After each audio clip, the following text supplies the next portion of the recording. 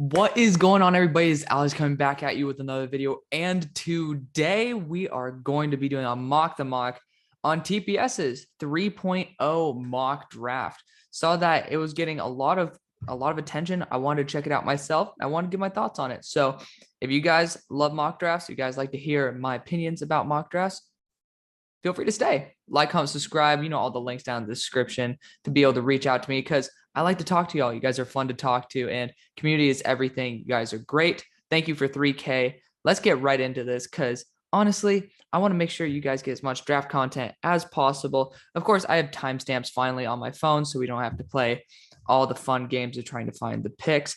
Let's kick this off, starting off at 1 minute and 56 seconds. Of course, I say that as soon as I'm going to butcher this, aren't I? I already know it. I didn't. Let's go. So let's talk about the top 4 picks. Starting off with number 1, you got Aiden Hutchinson. I think that you guys can check out my mock draft. I just dropped it yesterday. Of course, I recorded this same day, but I made a 2-round mock draft. So if you guys love mock drafts, feel free to check it out. And I give my full reasoning on why Aiden Hutchinson should be not the number 1 pick, why Evan Neal should be the number 1 pick. However, this is far from a shabby second option. So again, if you want to hear the reasoning, go to that video because again, bottom line, it's just going to be opportunity cost of losing out on a tackle versus going after edge in a very loaded edge class. Aiden Hutchinson's a beast. I absolutely love him. You know, even though he underperformed statistically over in the Georgia game, he still had highlight plays. And again, if we're going to talk about KT being a better edge rusher, then you better talk about KT's inconsistencies as well. Even though KT is an absolute monster, which he's the next pick, he still has his flaws, right? I mean, every player has their flaws. There's not really going to be a guaranteed 5-star prospect. You can get as close as you can, but again, all these guys are going from one level to another. KT's high-level flashes are better than anybody's in the class. He's absolutely phenomenal. And if he's able to consistently make those high-level plays in the NFL, again, these games are determined by 1 to 5 plays, right? So if he's able to make a sack on a 3rd down, or if he's able to blow up a run play that is going to be on 4th and 1, that could be the difference, like we've seen with the Chargers, between winning and losing. Sorry to hit a little bit of a little nerve right there for Chargers fans, but you know, that is what makes the difference. If you stuff someone on 4th and 1 because you make that high level play, that's what's going to make the difference. So big pickup by Detroit. Number 3, Houston, Evan Neal. I absolutely love this pick. You know, they are shopping Laramie Tunsil right now, so there is a good chance that that left tackle spot will be vacant. Even if they do not, Evan Neal still an excellent option to be able to put at right tackle. Because yes, Titus Howard has been playing well enough. I do not think that should stop you from upgrading the offensive line. You can still play guard. So Evan Neal is my number 1 player in the class. I love him to death. And we're going to see today or yesterday for you guys how he's going to do in Natty. So I'm very excited to see that, even though I'm pretty sure and pretty damn confident he's going to play extremely well, just like he did last year. Starting off at number 4, we got Derek Stingley to the Jets. The first pick I heavily disagree with. Injury problems are kind of the big factor here. You know, he has had a couple of pretty down years. 60 PFF grades. Again, PFF does not mean everything. Just because I cite it doesn't mean I go off it. But it is a good guideline to go off of. It is a mathematical score based off of how you play. And he played phenomenally his freshman year. And he still flashes like the number 1 corner in this class when he does play and when he's not injured. But again, injuries have derailed him a little bit, as well as the fact that he has not played at the same caliber that he has before. I don't know why people aren't factoring this in. I know a lot of my fans are, so I'm very happy for you guys. And I think the NFL will too, because there's some very high-level corners in this class that have not even let up a touchdown in their entire career. Cough, cough, Sauce Gardner. But also cornerbacks, they're just extremely talented. And I'd take the best abilities availability. And Derek Stingley has not been available. Other guys have been. That might be able to allow teams to feel comfortable with taking another option rather than Derek Stingley here. So let's go to the next couple of picks. We got it as 3 minutes and 44 seconds. If you guys want to follow along, which I don't know why you have to, I'm doing it for you here. But these are the next 4 picks. Giants getting Tyler Linderbaum. I thought I was the only one who loved Linderbaum in the top 5. He's my number 5 player in the draft at the moment. He might even move up to 6. Number 3 highest graded player. so far. This guy's unbelievable. When you watch him play, it's like, holy shit. He even improved over the year. I didn't think he could improve. I just saw, because I did my tape evaluation before the Big Ten championship. And then I watched the Big Ten championship, and I was like, what is this guy? This guy's ridiculous. So huge fan of Tyler Linderbaum. I think he'd be an excellent addition to the Giants. I would just say you need to watch out for a tackle as well. I love Matt Peart, but getting a right tackle, a legitimate right tackle, as much as I love Linderbaum, is more of a pressing issue than interior offensive lineman. Because again, a tackle is more valuable. Again, as you guys can see from the next picks, there would still be one at the next one, but we'll get to that in a second. Number 6, Carolina game, Matt Corral. Very interesting pick because I love my boy Matt. He's great. However, I think that Matt's injuries, again, kind of a common theme here, have been very consistent. And even though he fights through them, there's going to be a point where the body just says, I can't put up with it anymore. Matt Corral is an excellent quarterback. He has major inconsistent games. Watch the Tennessee game this year, watch the Alabama game this year. You will see that sometimes Matt has the deer in headlights look. So I call it the Brock Osweiler look, where you just look into their eyes and it just doesn't feel like they're there. Matt has games like against Vanderbilt where he throws for 500 yards though. So he's SEC built, so he's going to be more pro ready than most of the quarterbacks coming in. I just highly doubt that the Panthers take a guy honestly kind of similar to Sam Darnold's skill set in the top 10 right there. I think you want to get someone who's a little more polished and doesn't have those really bad games where it's very scary, where you should have blown out Tennessee and had to fight them down to the wire because poor ball placement, poor decision making. There are those flashes. And when he played at Oaks Christian in high school, he did have those games. He had 4 interception games and he would throw his helmet on the sidelines. Again, no disrespect, because he as a person is a wonderful guy, wonderful man. But sometimes it can get into his head. And you see against Arkansas in 2020, 6 interception games. Those you cannot ignore because usually you regress a little bit when you first step into the NFL. We've been blessed by Joe Burrow and Justin Herbert. This is something that I would be concerned about. And that's why I did not have him as my number 1 QB, even though he's fast, has a cannon of an arm, and he definitely has some pretty damn solid mechanics. Just a bit worried about that frame as well. Number 7 with the Jets. Let's see. So the Jets here, they got Kyle Hamilton. That's a steal. That's a damn steal. I mean, if I were the Jets, if you swap this with Derek Stingley, it'd be more understandable. I think that teams are going to realize how valuable Kyle Hamilton can be. And yeah, you can call me a hypocrite because he got injured this year, right? He got injured about, I think, closer to mid-season than anything. And he wasn't available for the rest of the year. But when you saw him on the field, it has been year after year after year of dominance and improvement. I didn't think he could improve that much, but he improved. Guy's absolutely phenomenal. I love him. Number 8, the Giants. I literally said this again. Check out the mock. George Karlaftis is like a bona fide Giant. Like there's nothing about him that does not scream, I'm a New York Football Giant. And I don't know if that's a good thing, but he is a talented technician. I do love the way he plays. And he has flashes in the run game where he's holding off. He's using his full length, and then he's able to rip off the offensive lineman at the right time to close the gap. Like that is high IQ plays and with just perfect mechanics at that position. So let's go to the next couple of picks. That's at 7-18. So let's find that one for us right here. I want to make sure I did not, because they go quickly into these transitions, man. I gotta admit. So at number 13, wait, hold up. Yeah, wait, we missed all these picks. Of course, I didn't schedule the right time for these other picks in here, but we got Kenyon Green coming in here. We'll just figure this one out on our way together. But Minnesota decided to take, let's see, I found this out here. They decided to take Kyrie Elam. So, yeah, I'm pretty sure they took Kyrie Elam. So let's talk about these picks. Apologies about that. That was annoying. Number 9, you got Kenny Pickett. So Kenny Pickett is going to be an instant upgrade for Washington. I think if they're able to get him, that's going to be a phenomenal selection. Even though he's my QB4, I think he's probably the most pro ready right now. I knew once it was like, oh, damn, that was a 5-minute gap right there. That was crazy. My dumbass fault. That's on me. But Kenny Pickett is ready right now more than any other quarterback. I think it's a big upgrade over Taylor Heineke. He could end up busting out, though. He has some very bad tendencies. When he rolls out to the right, he does it every single time. You already know he's going to roll out right. But two, he rolls out with the ball down at his hip. Like, that's just strip sack city right there. So I got to watch out for that one. And so does everybody else in the NFL, especially the team drafting him.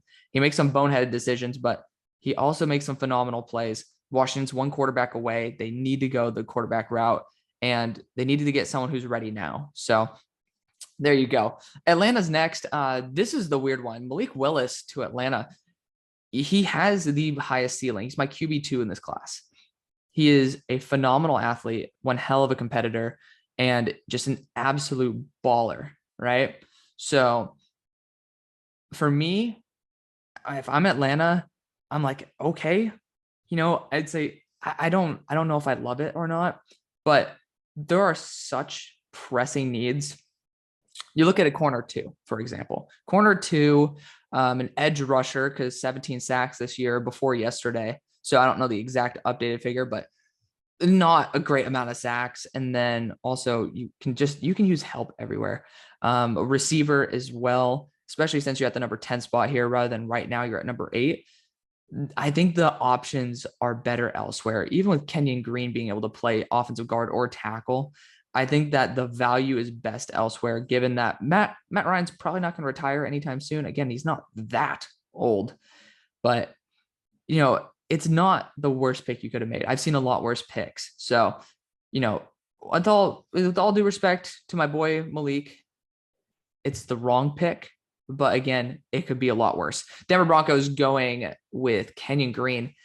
I don't get that. I really don't. It doesn't feel like a Denver pick to me.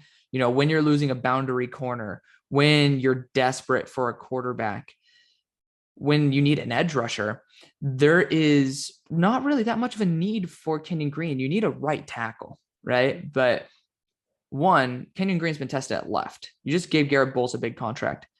So I just really don't get it. Again, fortifying the offensive line is never a bad thing, but you better be hoping that he transitions the right tackle perfectly.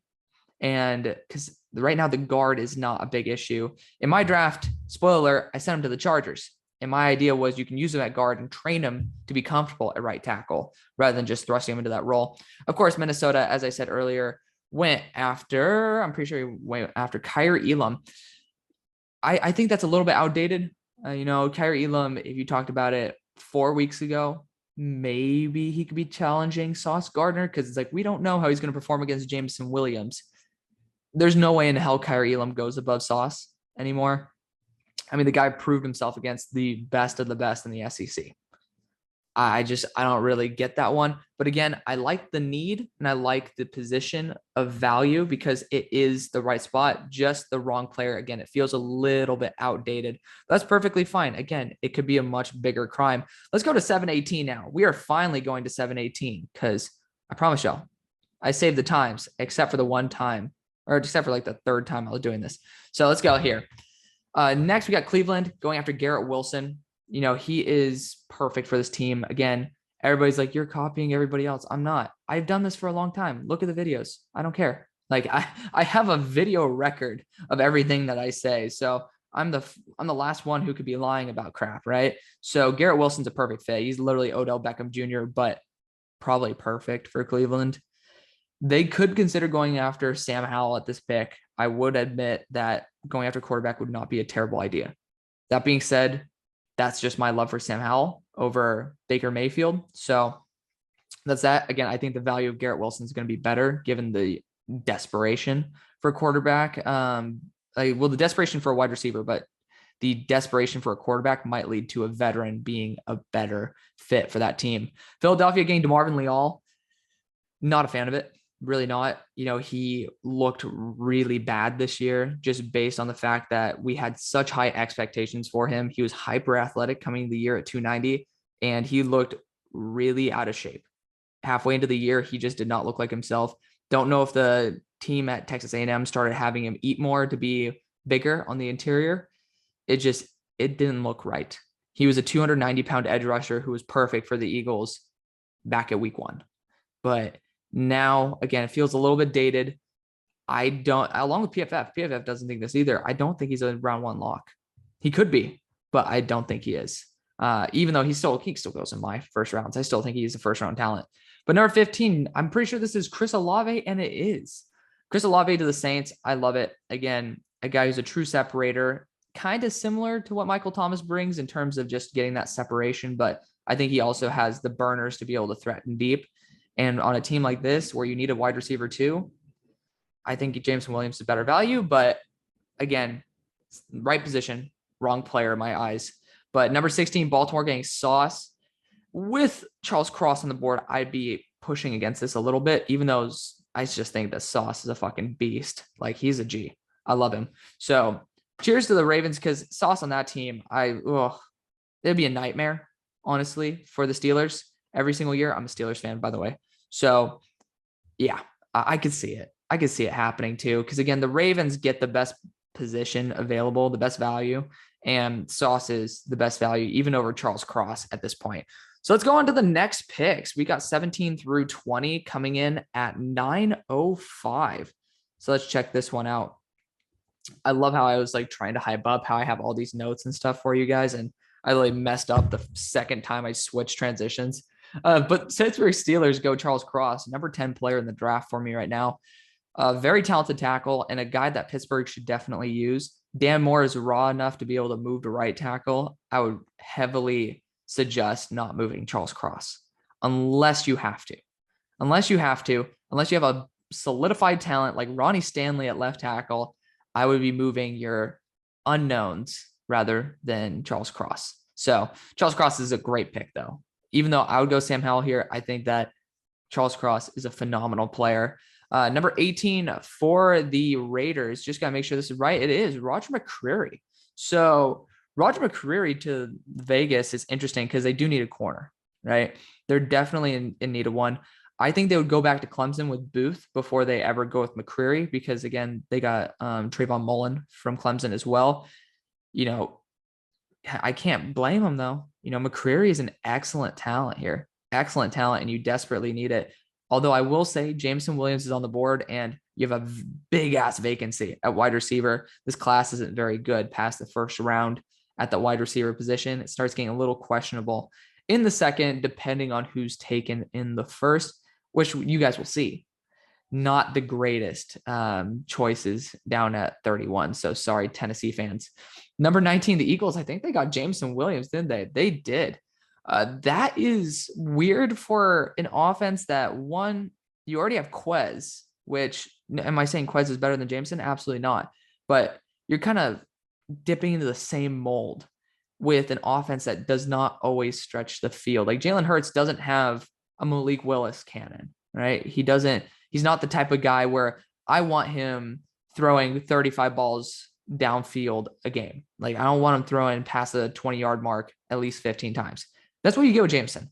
Even though Jameson proved in that Alabama-Cincy game that when he's locked up deep, he's able to make work in the short game. So that's great for his stock. But I honestly think that if you want to go after someone, go after the next pick, which is Drake London, which I love for the Chargers. Even though I'd want them to get offensive line or an edge rusher here because David Ojabo is still on the board. I think that Drake London's an amazing second option. Same thing for the Eagles. I think they should have went Ojabo at that point. But regardless, the Chargers getting Drake London is absolutely phenomenal value. It's a weird guy to add. If they bring back Mike Williams, Keenan Allen, Drake London, that's a tall squad right there. You know, you have all guys above 6 foot, and they're all phenomenal in their own ways. I think Drake London's a little bit similar to what Keenan Allen is after the catch, but I mean, is that a bad thing? Absolutely not. Let's go to the next couple of picks. So at 10:53, we got the next set of ones. So I guess I'm giving you guys the guide right now to this. So Philadelphia is going Devin Lloyd. I absolutely hate this pick. Just kidding. Devin Lloyd's a perfect fit for this squad. I'm pretty sure I made it myself. So, I mean, Devin Lloyd, you're looking for a linebacker. He's the guy to take. You know, if you're looking for a true Mike, he's ready to play day one too. You might not want to continue developing guys. Nakobe Dean deserves some respect, but I will say this, you know, when you look at Nakobe. He might compete with Davion Taylor a little bit. And I think the verdict's out on Davion. I think it is. Versus getting a true Mike that has a lot more versatility, a commander of the defense, and someone who's as well-rounded as Devin Lloyd. I think that might have a little more value to the Eagles specifically. 22, we got Ikem Ekwonu to the Dolphins. I have Ikem as like a top 10 dude. So, I mean, again, that is totally up to me, and that's totally just a board ranking difference for TPS. But again, I feel like that's a little bit outdated. Still, if someone like Ikem's on the board for Miami, I think you have to take him, right? Like it just feels logical to take a guy of Ikem's talent. So good for Miami. Again, if he ends up busting out, it's not like it's Austin Jackson ain't going to do much more for you. Liam Eichenberg ain't going to do much more for you. So I think that the pick is phenomenal for its value, although I highly doubt that with the strength of Ikem Ekwonu, he's going to be on the board there. At this next pick, this is David Ojabo.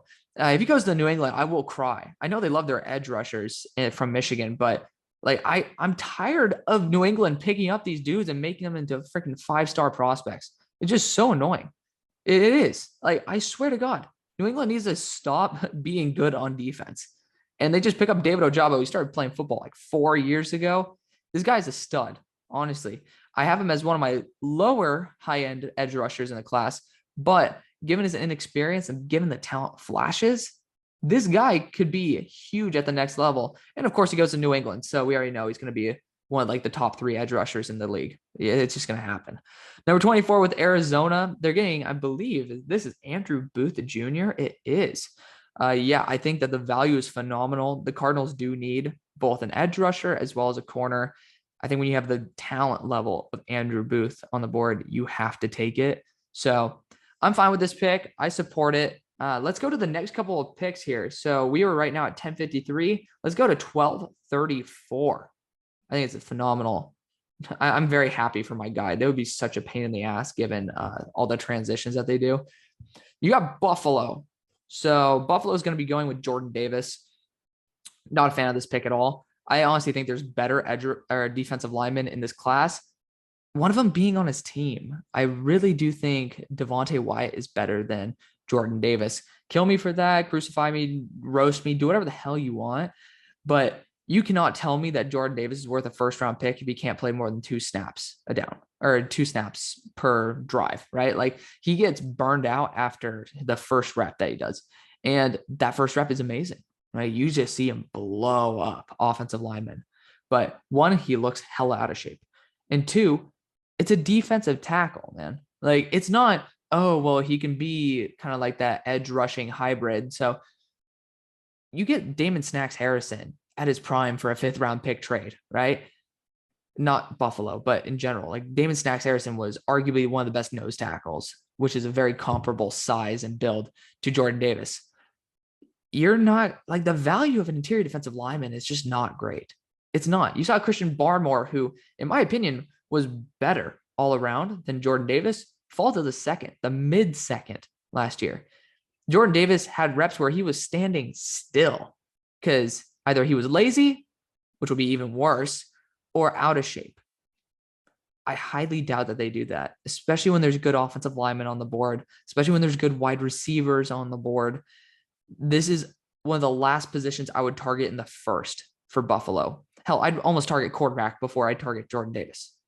You know, like I do not hate Jordan Davis, for the record. I just don't want him going in the first. I don't think he will go in the first because of the fact that when teams see that he cannot play a full drive on tape, that's going to scare the shit out of them. Because again, you're drafting a guy in the first. This guy needs to be an impact player right now, every single snap. And he won't be. 26, Cincinnati gets Trent McDuffie. I'm not really too hot on this pick. One, if you guys want to see it, I have my own scouting report on Trent McDuffie on my website. So check that one out. It's going to be down in the link in the description. Just not a huge fan of Trent, though. I don't think he has very good athleticism. His ball skills, in my opinion, are not great, even though he has some great flashes. But his run support is pretty terrible. Actually, no, I don't think it was his ball skills. His athleticism as well. I know his athleticism and run support were the 2 huge ones where I knocked him. Just not that big of a fan of him compared to a guy who's literally across the field from him, Kyler Gordon, who is an athletic monster. So that's why you see that contrast there. Just he's a very talented corner with very good instincts. There's just when you have physical limitations, you have to factor that in. And Cincinnati is not a team that I would want a guy who's not able to move at the kind of range that a guy like Kyler Gordon could on my team. I'd much rather go Kyler Gordon the first than Trent McDuffie. Again, that's me. 27, Dallas getting Jaquan Brisker. Worst pick of this draft. JK, I make it myself. I love it. Him, Micah. This is the latest that he'll ever fall. So makes total sense. Jahan Dotson to the Tampa Bay Buccaneers. I'm perfectly fine with that too. This is a team that might be losing multiple wide receivers in the offseason. Jahan Dotson's an excellent workhorse, a very good technician who's able to get excellent positioning. So I think that's his best trait, is the fact that he is great at repositioning himself to be at the best point for the catch. That is something that's a very good trait. I talked about Jamar Chase last year having micro acceleration, where he makes micro separations, and that's what gives him the easiest ability to make the catch. Didn't even think he would be as athletic as he was, but still, that's what made me fall in love with Jamar Chase. This is what makes me fall in love with Jahan Dotson. This is a good range for him because he's not everything that you'd ever want from a receiver, but he also brings some very elite traits that not many wide receivers have. So a pretty big fan of that Jahan Dotson pick. Again, Treylon Burks is on the board. I would take him over him any single day.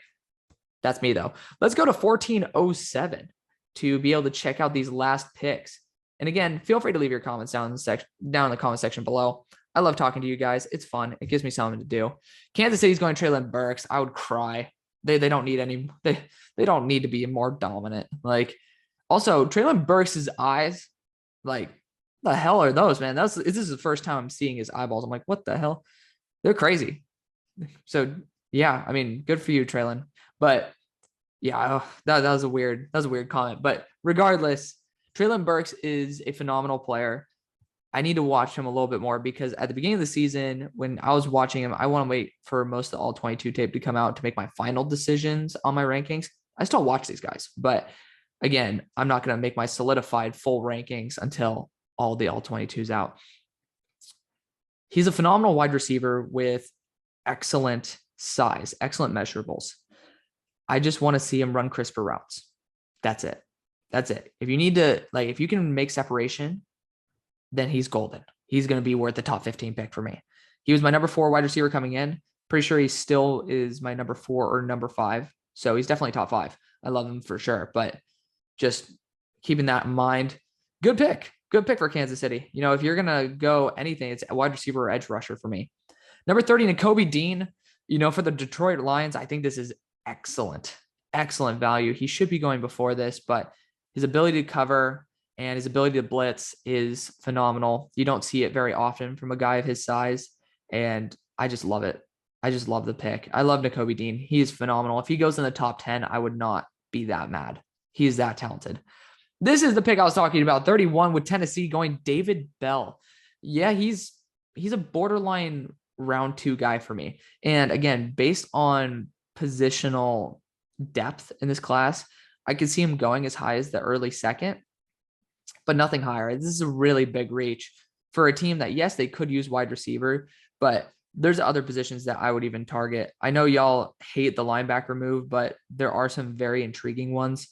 Corner, you can add extra corner depth. I did a full video on this, so you guys can check that one out as well.